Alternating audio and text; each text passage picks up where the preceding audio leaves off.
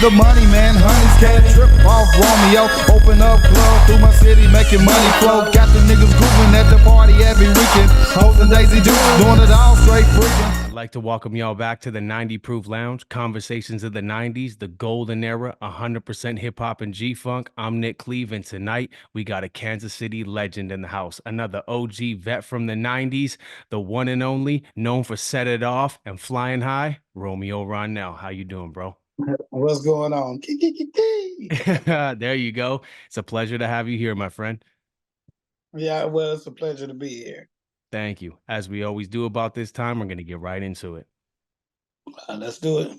If you take it back to 94, when you did Set It Off, in that time, it was so early in the 90s with hip hop that you knew New York was getting out there, LA was getting out there, and other cities were starting to really try to push their way through that door. You got Bone Thugs in Cleveland, and then you come out with Set It Off, 94, smashing album, just undeniable.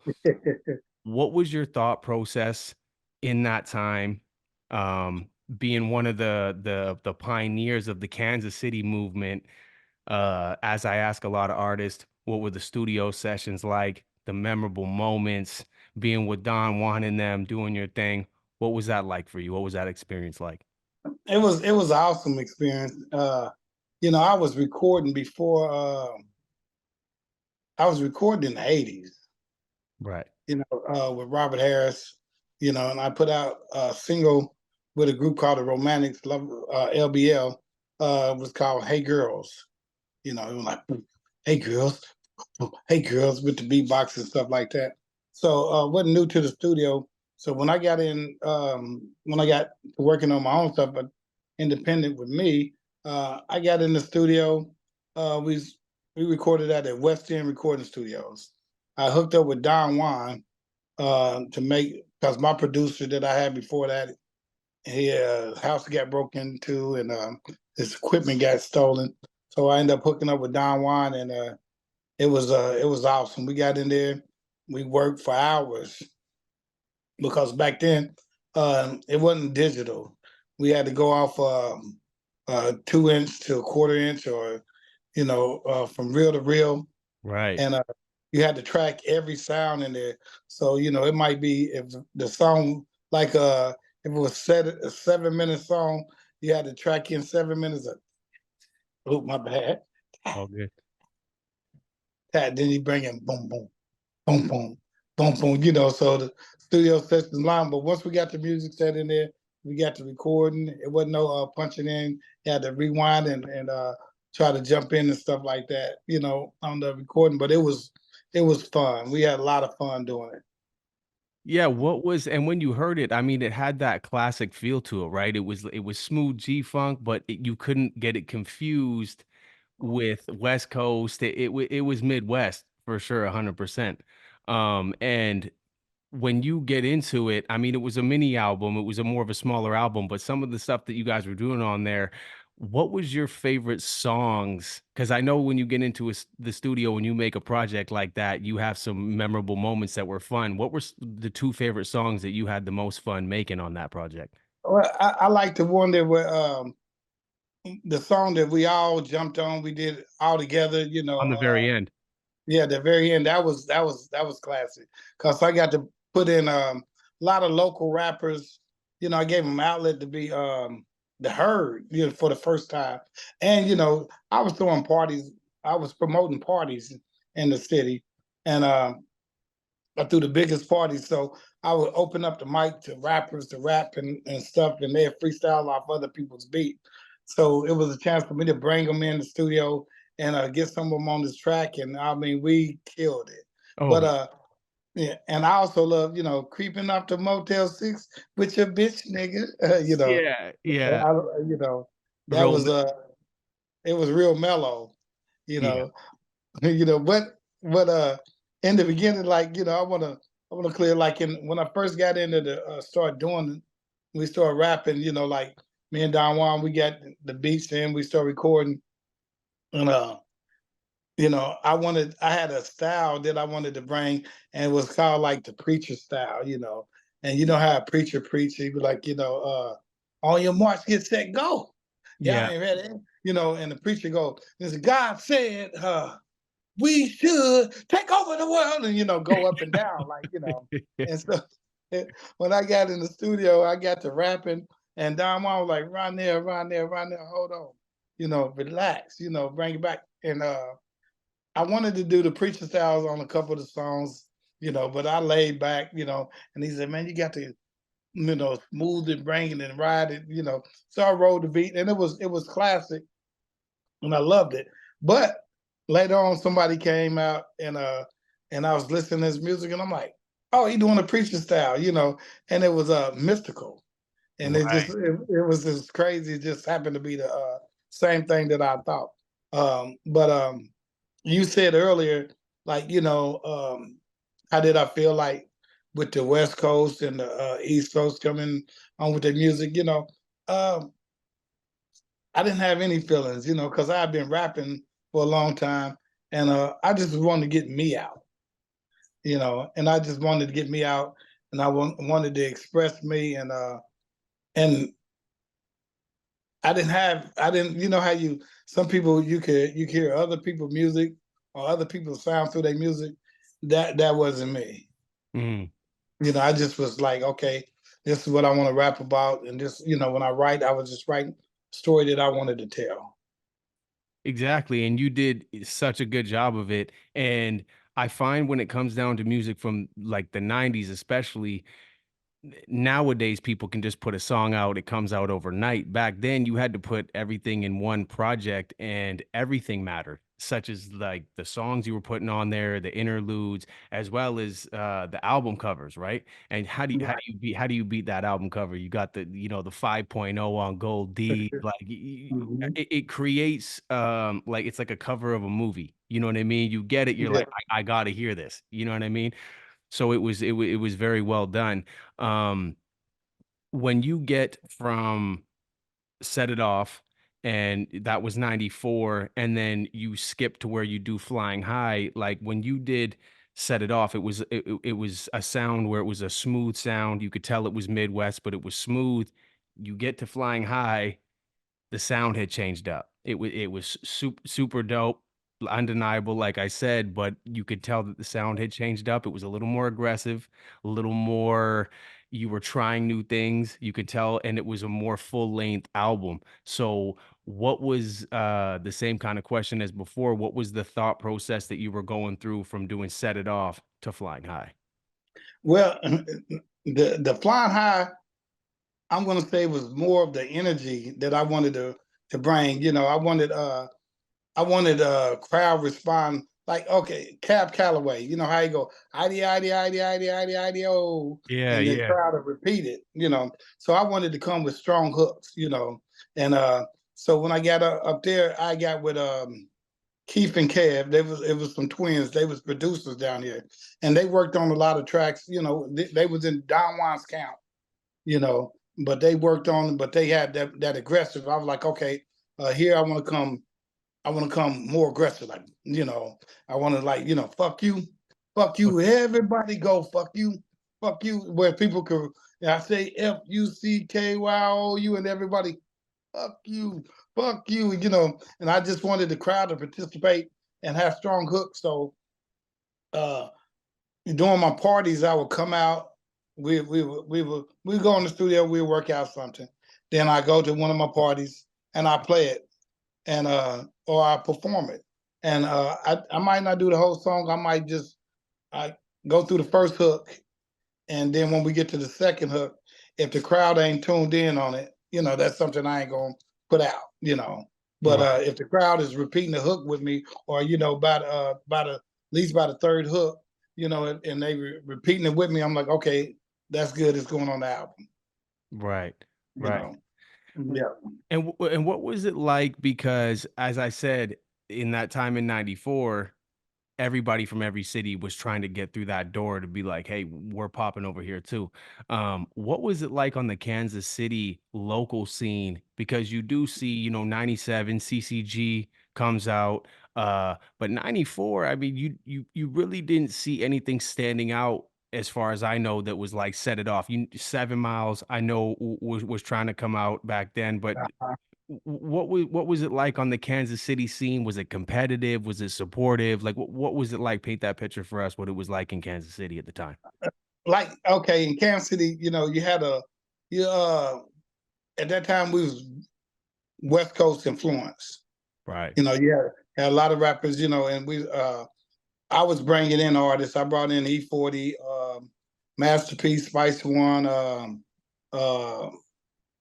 uh, Sibo, Marvelous, Looney Coleon. I had a venue. I had my own club, and I used to bring people in to perform. But at the same time, I brought Master P in and as well. But what I was bringing people in to perform, and also to gain knowledge on them. I mean, gain knowledge from them to see how to get out there. To put the music out and stuff like that. So the scene it wasn't really competitive. It wasn't like it was everybody was pushing everybody else. Like me, I was trying to open doors for all of us. I wanted to come through the whole city. I knew how much talent we had in Kansas City, and I wanted to show the world. So that's why I let, like, when I was doing them concerts, I had big concerts, but I let a lot of locals open up. I didn't charge them, or I invited them up there and I showcased, I advertised them, and I pushed them just as hard as I was pushing myself. Right. And I have been bumping your shit for a long time, like I said, and I pick up on a lot. This is what I do. I interview artists, so I really pick up on little things. And you had mentioned in Flying High that in '94 you had an opportunity to maybe go to No Limit, and you said no because you wanted to start this barbershop thing. And I noticed that kind of in Set It Off and Flying High that you were more of what you were just saying. You wanted to be the guy that had the opportunity, was making the CD, but you're bringing everybody along with you. So it was cool to see that. And like what was that like? Kind of accurate? Did you have an opportunity to sign with No Limit back then? Yeah. Me and Master P we was like this. We used to Right. talk on the phone. We used to talk on the phone daily. I remember when he came over to Ice Cream Man, he let me hear the whole. He would call me and he's like, "What? Check this out!" And he'd rap the verses and stuff like that. And I remember, I bring him down and we do shows. And I remember he said, wow, I did key," and I got out and I said key," and the crowd repeated it back. And he called me, said, "Man, what was that? What was that? A chant? How they doing that chant?" I'm like, "That's key." I made that up. It's a sound to play with people's ears. So when Yeah. I hollered, they hollered back. And then he came shorty with Hootie Hoo and and all that stuff. Yeah. But we was learning from each other and we was good friends. And I was watching how E40 was bringing the clique along.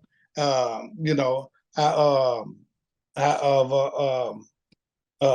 Master P was bringing up everybody, and I wanted my team. I wanted my version.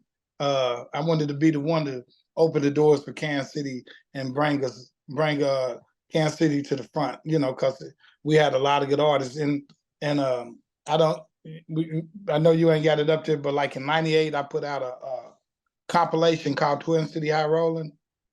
I never Uh, heard it. You got to give me another. That's another thing you got to oh, give me, bro. listen, it was a classic. The Source magazine that put it in next to Blow, and it was a double CD, and it was a chance for. This is what the city got on because you had at that time it was three artists that people was vibing around here. Where they had me, Tech Nine, and Rich the Factor, and 7 Miles, and but they was bumping us hard, you know what I'm saying, like that. And I came up with Twin City High Roll, and Tech Nine was on there, and then a whole bunch of other artists, and it was a compilation, and I was just gonna do a single CD. When I told people, I said, send me your music, or bring your music in. I took some people to the studio if they didn't have fun, and I recorded them. I paid for some producers to produce, the tracks, and I got them in there and recorded everybody. Some people had their stuff recorded, and they come and they say, Ryonell, I got these 3 songs. Pick one. I said, no, you pick one. Whatever you want on there, I'm gonna put on there. Out of all the people, there was only one person that didn't make the CD, and that's because his sound was distorted, and I couldn't put it on there. But I put the CD out. I got to send it to you. You Twin got City it. High Roller, and it was a classic. Had everybody on there. You heard of Velvet Cardi? Yes, yes, I have. Yeah, Okay, you heard the song "Boom Boom Boom Boom." yeah, boom, boom. Yeah, That's where he first is before he put out his solo CD. It was on Twin City High Rolling first. I had a song called "Sweet Sticky Face." Sticky Face is it was that's on it's Flying High. sexual. Yeah, it's on Flying High too. But Yeah, I think I got the fast version on Flying High.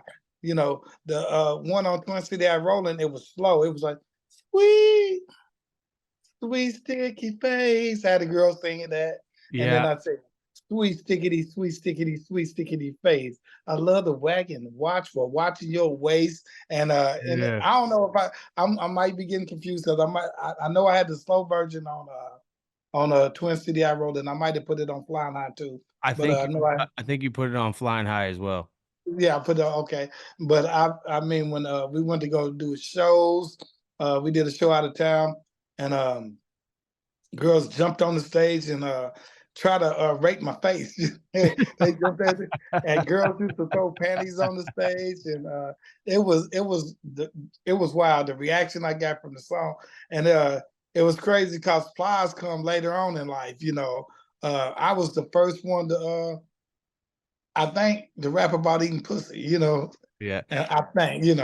And it's crazy that you said that because I was actually talking about when anytime that I have a new artist that's coming on 90 Proof, I always, reach out to people that I know that are huge into hip hop from the 90s. And they pointed this out, and I was like, I think you're right too, because now in this generation, it's become so big.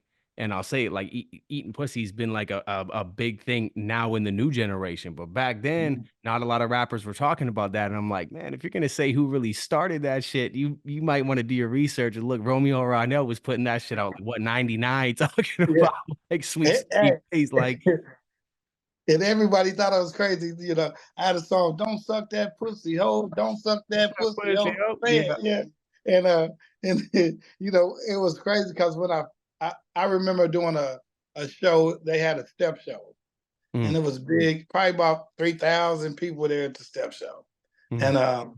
and I was I performed, and I was gonna do this other song, and a guy Chuck 2 for 5, he convinced me. He said, "Man, dude, don't suck that pussy out." So I get out there and I say, all the ladies, if your man needs you, I'll say, I'll say, I'm a Yeah. fella. I'm a fella. If your girl eat the shit out your pussy, let me hear you say, ho, say, ho, Party ho. I music. said, don't suck that pussy hole. Don't suck that pussy hole. The crowd was like, don't suck that pussy hole. Then girls like, what? Wait. Ooh. So you're getting the crowd to interact with what you were saying, and it was crazy. And one song I really that really caught me off Flying High was Money Money. That Yeah. that Live for shit was money, money. Die for money, Money money. Money. The whole message in that, because the crazy thing about how you were doing things with Flying High was you were kind of, I really had to wrap my head around it. And then in the last week, I've had to revisit this album thoroughly so I can, get everything out of it to be able to speak with you. But I noticed that you switch up the styles a lot. You kind of have this, like, you kind of created, Too Short's pimp rap, No Limit soldier rap. You kind of had a lot of songs were like player rap, smooth, I got a gat, don't want to use it, I'm chilling, but you know what I mean, Yeah. kind of thing. So it was like when you heard Money Money, there was a strong message in your verse there. You know what I mean? Yeah, Even if it wasn't, I don't know what your situation was like back then, but even if it wasn't directed to how exactly you were living, it's a message like you were talking about, take the cars, break the piggy banks, like bring me your money, yeah, like the root of all evil type shit. And then you yeah. get to the hook. It was really, really well done. What was it like making that track in the studio? I love that, because um what I had in mind, because I try to put a message, in some of the music, and I do it in a crazy way. It Right. might sound negative, but if you listen and you be like, wait a minute, he's trying to get a point across, And I noticed a lot of people will sell their soul for $1, Right. and I'm like, what would you do for money? Would you kill for money, money, steal for money, money, live for money, money for sure, uh, uh, Sell your how soul far for a would you piece of go? gold. Yeah, I want to know how far would you go? I'm like, um, it's always going to be a tomorrow.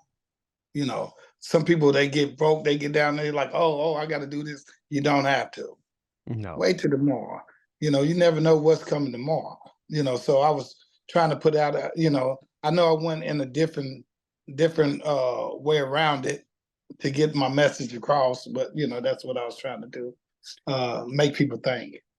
Yeah, and you got it across, man. Definitely. And as I had said, I listen to every word that gets dropped on records that I listen to and the artists that I bring on here. And I know that you went through a pretty tragic event in '85 with your brother, Mhm. losing his life. Can you touch on that a little bit? What that, obviously wasn't good, but what that experience was like for you, the passing of your brother? Yeah, it was crazy. What happened? My brother in the city. We used to fight a lot. You Right. know, uh, and you know, and I didn't really start shit. My brother was like a hero. Everybody. His name was Richard Frederick, but they called him Psycho. Because he loved pit bulls, and he used to fight pit bulls, and so when he fought like a pit bull. You Right. know, he fought until you bleed. If he can knock you out if you ain't bleeding, he gonna keep beating you until you bleed. He want to see blood. You Right. know, and so what happens? Like somebody have a problem. Hey, Psycho, this nigga over here tripping. And he'd be like, "Where?" Because he loved to fight, and Ready to he'd go. go, play hero. But you know, I think he was probably about 20 when he got killed, and uh, it was a day of events. He was working at 40. He got off work, and we had a lot of fights on this one block where we used to live in the 50s, and it started over two girls, and then it escalated to my friend Ty Porter getting stabbed, and somebody else got stabbed today. Then I went to my brother and cousin beating up two guys, and they was fighting. And, my brother Psycho. This is the day he decided to break the fight up. He wasn't even involved in the fight. He was going to break the fight up. The guy, mama, she came out the house with a gun. She shot it twice in the air. The guy, he grabbed the gun and he shot at my brother and cousin like pow pow. And then he turned around and he see my brother who was breaking the fight up, Psycho, and he panicked and he shot him twice in the chest. My brother grabbed him, slammed him, and started whooping him. Didn't nobody know he was shot. Then he stood up and said, "Hey, I'm losing my strength. Take me to the hospital." And my other brother grabbed a 12 gauge and he chased the guy down, and he went to flicking, and it wouldn't fire for some reason. I guess God wanted the guy to live. And he was like, like that, it wouldn't fire. So he hit the guy upside his head a couple of times, and then he dropped the gun and went and picked my brother up, and they took him to the hospital. It was at Manor Hospital, and I remember watching the monitor. As they working on, they just had the monitors in the little room we was waiting in. It was like that, dang. And then I remember flatlining, and it was crazy. And the thing about it, we was taught not to cry. Um, I didn't cry about it probably until I probably cried probably 10 years later. you know. One day I just sit up there, but I held all that in, you know. I had that, and then I had a brother go to my other brother. He ended up going to jail in was it 85 or 87? A couple years later, you know, he's been in there for 37 years, or 30. Is it 37? No, it might be. It's 30 some years. I don't know, 32 or 37 years or something. There might be 32 years. Um, you know, but you know, that made me start wanting to put messages in music. You know, because I'm like, okay, you get out here, you could be in the streets. You gonna kill or you gonna be killed? Yep. Or you could just you could just be okay with everybody. You know, and so I decided to be okay. You have some aggression in some of the music, like I don't know if it's on. It's one of my. You say you gonna fuck me up because I fuck you, bitch. If your Yep. bitch want to get fucked, nigga, I wouldn't get shit. I Yeah. ain't never took no pussy, never flat on my dick. But if you run up on me, you get your ass kicked. You Yep. need to calm your ass down. You need to think, nigga. Not about what you doing for your bitch, but what you ain't, nigga.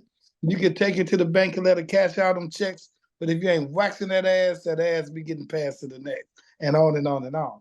Yeah. But it was it was me. My name was Romeo Ryonell, so a lot of people was like, hey, uh, you know, uh, it's a player name, but they didn't want to associate it with throwing them hands up, Yeah. And then I was after the ladies.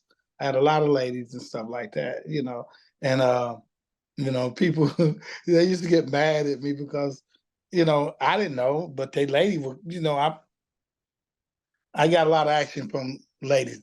I didn't do background checks. I wasn't asked, you got a man or not, but but back to back to what you were saying about my brother, Yeah. um, you know, I learned something from that, because the guy, he killed my brother out of fear.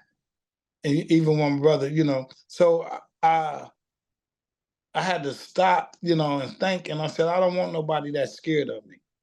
Right. Right. Where when I'm trying to break something up or help somebody and I get shot just because they thought, or they was that scared of me that that they would take my life when I was when I was actually trying to help the situation. That's crazy, man. Thank you for sharing that with me and us, the world, because that story, I was wondering about it when I heard it in the song, and you just said, your brother's like a pit bull. I mean, there's a lot to be said with a lot to be heard with what you just said. I mean, a guy that takes two to the chest and still picks up a guy and body slams his ass. That ain't no joke. You know what I mean? And so Let me say that he before Mike Tyson, way before, he had been two guys' ears off. And not nibble, not like the whole ear. He bit two guys' ears off.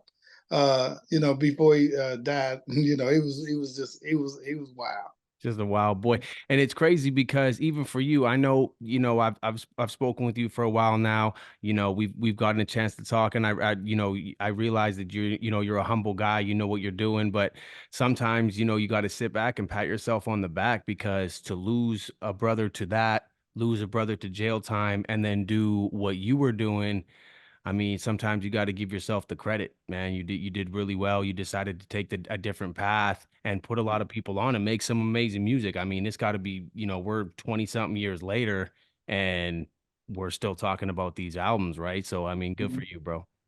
Yeah, thank you. Yeah. And I got a new one out too. It's on YouTube. It's called Better Late Than Never. Romeo right now, Better Late Than Never.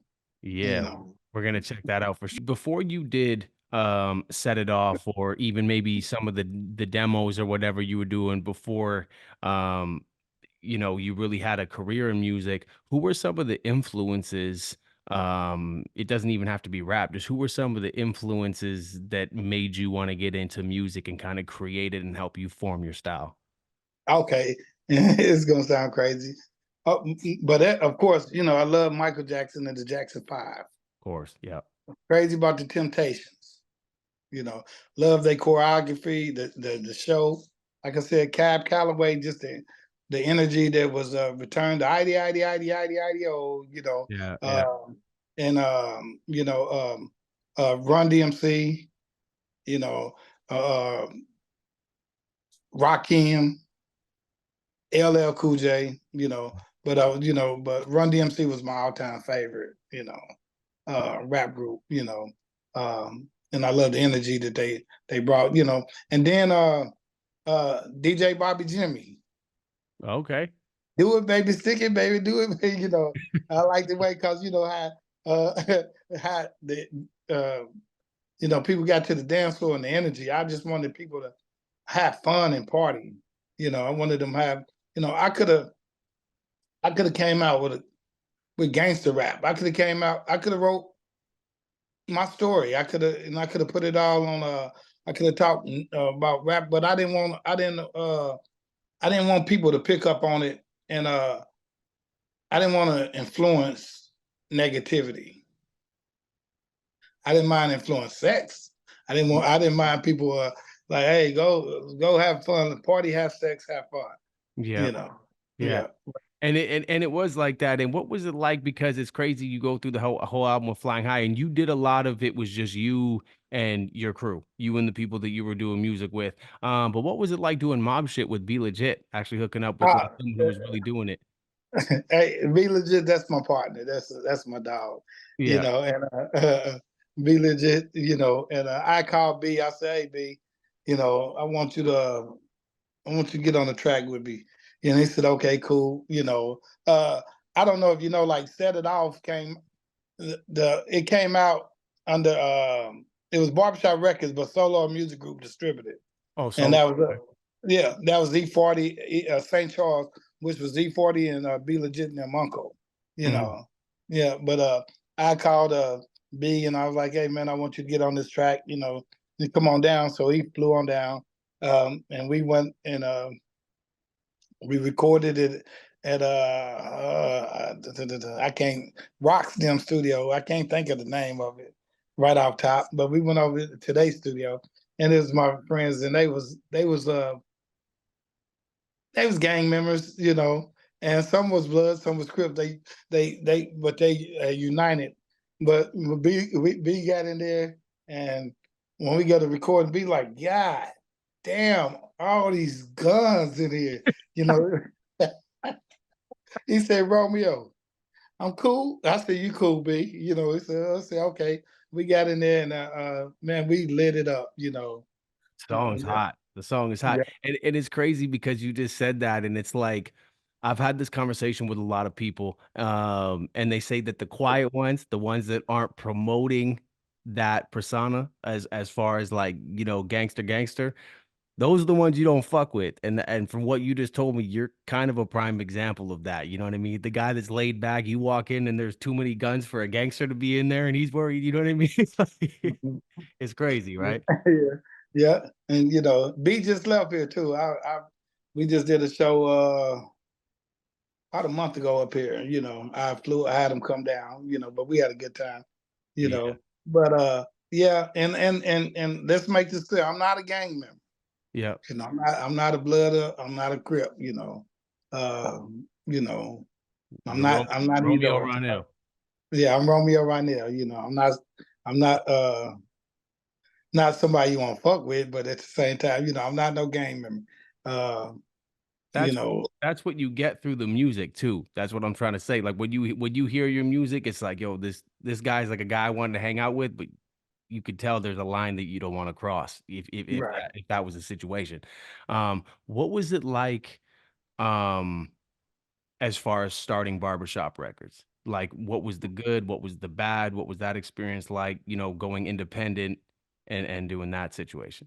The hardest thing about going independent was finding the distributor that was honest.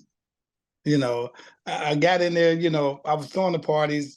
I was making the money. It was easy to put the money into the music, and and then it was just trying to find out um, how to like when I went with Solar Music Group, you know, and we put Set It Off out. out there, and it was doing its thing everywhere. But my money wasn't coming back, you know. And so what happened was that's when, because I put out before the disc came out, I was putting out tapes, cassette tapes. Barbershop Records started off on cassettes. I had a party at my house. I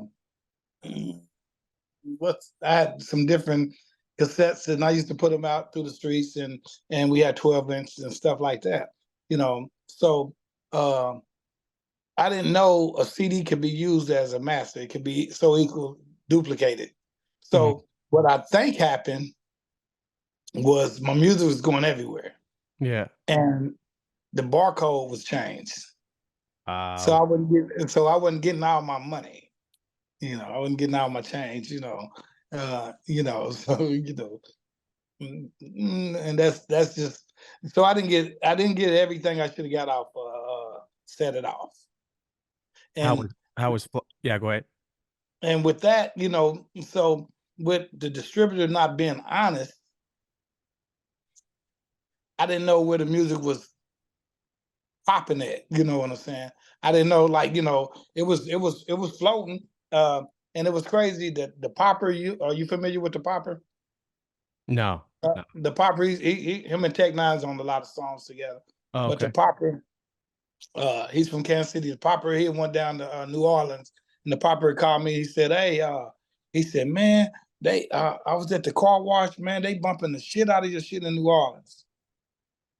And I was like, "Really?" He said, "Yeah, man, your shit is rocking down there." And I'm like, you know, so I called St. Charles, and I said, "Hey, St. Charles, how I'm doing on my music." And he's like, "Well, it's moving slow." And I said, "Well, what about in New Orleans?" He said, "Well, it's moving slow." And I said, "No, that ain't what I'm hearing." So what I did, they back then they used to have a book that you could purchase, and I had all the mom and pop stores telephone numbers in there. You know, so I got in there and I started calling places. I'm like, "Hey, you got any Romeo Ryonell CDs?" And they said, "No, we sold out. Wait, no more." And I started going through the book, and I'm calling people after person. "We sold out. We wait no more. We sold out. We wait no more." Yeah, it's selling good. And I'm like, damn. You're doing the research.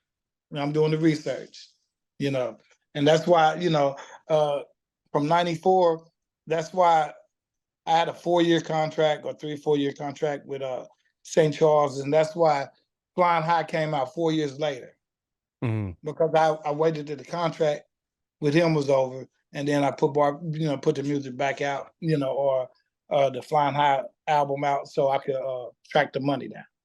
How did Flying High work out? Was that a Right. better situation? Yeah, I got to control a lot. We end up I don't know if it was Flying High. We end up it was another distributor company around here called Homegrown, and Okay. we end up hooking with them, and we start putting the music out. And I deal with City Hall too, but it was the same situation. No, Rap Bay. It was the same situation. You put your music out, and by me being so far away, like, I'm dealing with distributors that's from California and stuff like that, so I wasn't getting the honest stuff. Like, I was cool with Brother Lynch Hunt them and their label. And I remember them, telling me where they had to go in here and shake up the distributor to get payment and stuff like that. But I wasn't right down the street. I would have had to fly in, bring a crew and stuff like that. So I remember Homegrown end up they filed bankruptcy on me, the 57th Street Road Dogs, and the Popper a lot of money. So they sold a lot of our music, and then they just filed bankruptcy. That's And what we're doing. We had a similar situation with a group that we interviewed called Loc, LOWC. They're from Nashville, and they dealt with Ichiban, and Ichiban did the same thing to them. You know what I mean? And if you think about it, like back in the day, Rome, like we were bumping your shit in Canada. You know what yeah, I mean? that's what I'm saying. it wasn't bumping in New Orleans. It was bumping like way over here. You know what I And mean? I should have been in Canada. I Performing, should have been in there years ago, you know. And right? I it's the crazy shit is like I was in I was in Las Vegas. Yeah. And I was in Las Vegas, I was in Dre's and Club Dre's and me and my girlfriend, you know, and we sitting there, I'm sitting there, and some guys was looking and they kept looking. And I said, damn, baby, I said, watch out, you know, slide back because these guys keep eyeing me. I don't know what's going on, Hmm. you know. So she's like, you know, she like, I'm like, I don't know what's going on with these guys, you know, they on some, you know. So one of the guys they walked up on me and said, hey, you know, so I'm going in fighting stance, like, and they Right. said, no. Man, we just are you Romeo right there? I'm like, yeah. He said, I told you, you know, man, we love your music and this and that. And I'm like, damn, you know, so they wanted my autograph. We shook hands and all that stuff. And I'm like, damn, okay, you know, and then I went to another club down in Vegas, and the doorman, you know, he was like the ID, give him ID, and and he looked at my ID and he said, Romeo Ryonell. Key, key, key, key. He said, man, you who all with you? It's an honor to meet you. All y'all in free. And I'm like, damn, I'm getting all this love, you know. But I didn't know where I was vibing at, you know, and I hated, you know, like we didn't have the internet then. You couldn't follow on the net, you know, so you had to depend on your distributors to let you know exactly where what market you was going and where you was selling at, you know, Yeah. you know. And it was a battle back then. But something that you said earlier that really made me think. You were saying, you know, and me that you know you're not a blood, you're not a Crip, but when you bring it to Kansas City, one thing I noticed, I don't know, are you familiar with Mass 187? Yeah, yeah. Yeah, so as far as I know from you listening to the albums or whatever, those dudes were Crips. Those dudes were reps. So did that gang mentality kind of make its way? Because you said it was a West Coast influence in KC. Did that kind of make its way down to Kansas City at some point? Yeah, well, the blood and crip shit came here basically through dope. Yeah.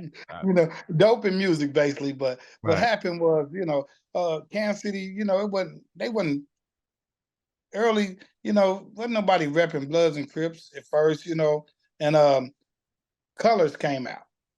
They 80. put the movie Colors out, and you know, to me, I want to say I hate the movie because I seen what it did to our people. You know, it took people that was united and divided them. You Right. know, so then people start feeling like they had to pick a color, either red or blue. You know, and then you know you could have been friends with this guy. I'm seeing kids that was grew up together. Now they don't like this guy because he got on a different color. You Mhm. know, I'm seeing people judge people before they know them. Look at that blood ass nigga or that crip ass nigga, you know. And I'm like, you don't know him. Give him a chance, get to know him. Mhm. So I really didn't like that influence that it had when it first started off, Yeah. you know, Yeah. you know, and you know, and it came through the plugs, you know. They came down here and you know, from Cali and I think down north, you know, 12th Street, you know, they had Crip guys that was plugging them, so they started wearing blue. You know, like I think over on the 50s, it was split. You know, I know like 51st, you know, them guys, they was wearing blue. You know, you go up there 57, you know, they plugged was a blood, and they start wearing red, and then you know all over the city they just start splitting up and choosing a color, you Yeah. know, you Yeah. know. What was it like because like I said, you were definitely doing your thing, 7 miles, people like CCG, Mass 187, they were really putting on for the city, but there's always that person that just really takes off. They just finally get that opportunity, which is good for you guys because it's somebody from the city. What was it like when you saw Tech Nine really hit that platform I, and do his well, thing for K? Because he reps KC like crazy. So he was yeah, well, doing right. Yeah, the crazy part, like Tech. Okay, when Tech first came out, they had a group called Nut House. You know, Right. and you know, you had Tech Nine, Soleil, uh, and me. We used to record at this guy's Icy Rock's house. Icy Rock, he was the producer. Before I got with Don Juan, I was recording with Icy Rock. You know, and when I was putting out my tapes, and Icy Rock, he was very talented producer, and we was over there and we working on stuff, and we coming along with some hits, you know. But I remember everybody working on their craft. So you had Soleil, she was writing her stuff, and Tech Nine, he was reading. He did a lot of reading. You know, I ain't gonna say where he was reading from, but he was doing a lot of reading. Yeah. And then he was working on trying to pronounce words backwards. So he'd write a word down, and then he'd write it backwards, and he'd try to say it backwards, you know. And that's that way he started rapping backwards. And I remember clear as day, they had Icy Rock had a cassette tape of Rage, not a cassette, a what was it? You had DVDs, and you had the Blu-ray. video cassette tape. Oh yeah, You yeah. know, VHS. yeah, VHS. Yeah, So he was VHS. Yeah. he had it, and he was playing, and they had Rage Against the Machine on, and Rage Machine got a lot of Yeah. Yeah. and he was trying to get it, and Tech was trying to catch the beat, you know, and he was trying to catch it like stamina, flip him. You know how he go Yeah. stamina, for real, Tech Nine, you know. So he was Yeah. working on it. He was working hard on his craft, and me, that's what, you know, I was like, hey, I want to be like Cab Calloway. I want to crowd participating. So I was working on energy, old stuff like, you know, Yeah. Yeah. all the ladies, and you Uh, know, and chants, and we was all working on a craft, and I remember Soleil was the first to blow up. You know, she got with Trick Daddy, and she invited us down to her album release party in Atlanta, and went down there and stuff like that. And then you had Tech Nine, his Nut House group, and me. We used to go to the Jack the Rappers, you know, down there. You know, I mean, Tech them would be down the Nut House, and I'll see Tech them down there, and you see so much of our swag got stolen because you had Tech Nine was the first to wear. Him and his group Nut House was the first to wear the big baggy clothes, yeah. and they was down there, and you had Dynamite. Dynamite had his hair done stringy like Coolio's, you Yeah. know, and Yeah. Yeah. Yeah. that's where Coolio got the hairstyle from. It was Dynamite's hairstyle, because when they got there, and that's where Chris Cross got the big clothes from, was from Tech Nine now. Switching them back. Yeah. Yeah. Yeah. Yeah, I'm just telling, I'm being honest. Yeah. Yeah. Yeah, so they was still in our look, our style, you know what I'm saying? You know, I was one of the first ones coming out there bouncing on stage, uh uh and I'm going key and getting crowd participation and everything, and have a lot of energy. I do my certain songs, I lay back as we roll down the block, get real smooth with it. Yeah. Uh I remember coming out, I did a song for my brother, it was on the tape. It was called "Time for You to Face the Past," and it was a song to the nigga that killed my brother. And I brought Brother Lynch and them up here, and I remember me coming out of casket. You know, I came out of the casket, and then uh, I had the guys that was rapping with me. They was in the Phantom of the Opera mask, where you could see half their face, and Okay.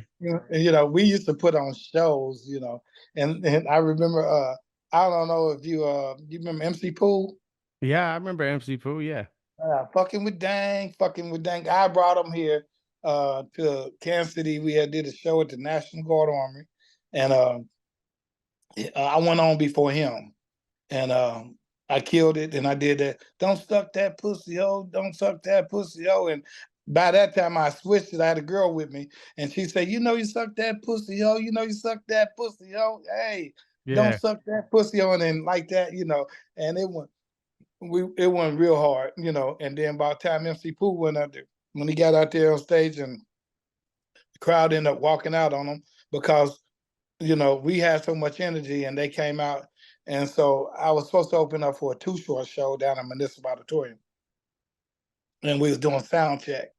And I remember Too Short, he came, and he probably tried to deny it if he hear this, but he Yeah. came out, or I don't know if the promoter was lying, but we went through our sound check, we was killing it.